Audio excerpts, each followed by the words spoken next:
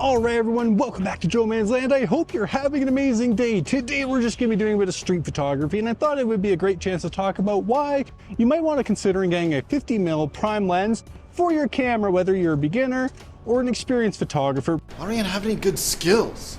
Regardless of your camera system. So let's go into 5 reasons why you might want to get a 50mm prime lens.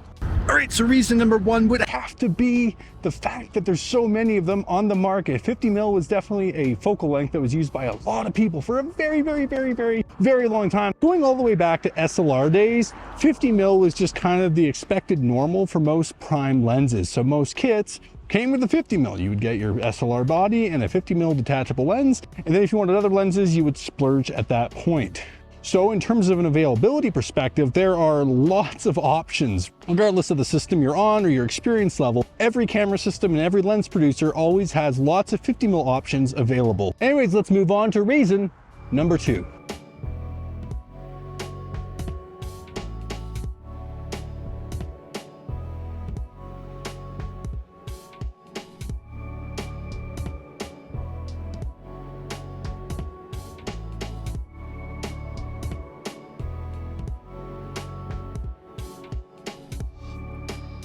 Reason number 2, which might not be the most obvious, is the size. If you look at the size of this lens on my Z6, which again is the 50mm F1.4 G, it's not very big. So portability and size is definitely something worth keeping in mind, and a 50mm lens is typically not a huge commitment. Now there are exceptions. A lot of 1.2 to 1.7 lenses can be a lot bigger, but for the most part, 50mm prime lenses aren't that large. Reason number 3 has to be the cost. For the most part, there's a lot of affordable lenses for every lens maker and system in the market. So depending on whether you want to spend a ton of money on this first lens, or maybe you already have a large lens collection and a 50mm is just an added focal length, there definitely will be an affordable option for you, or an expensive one depending on where you want to come in at. For example, this 1.4 G lens used to be a pretty expensive lens, but now that it's an older f-mount lens, I got it for right around $300, which for a 1.4 is unreal value. Anyways, let's go to our 4th and final reason.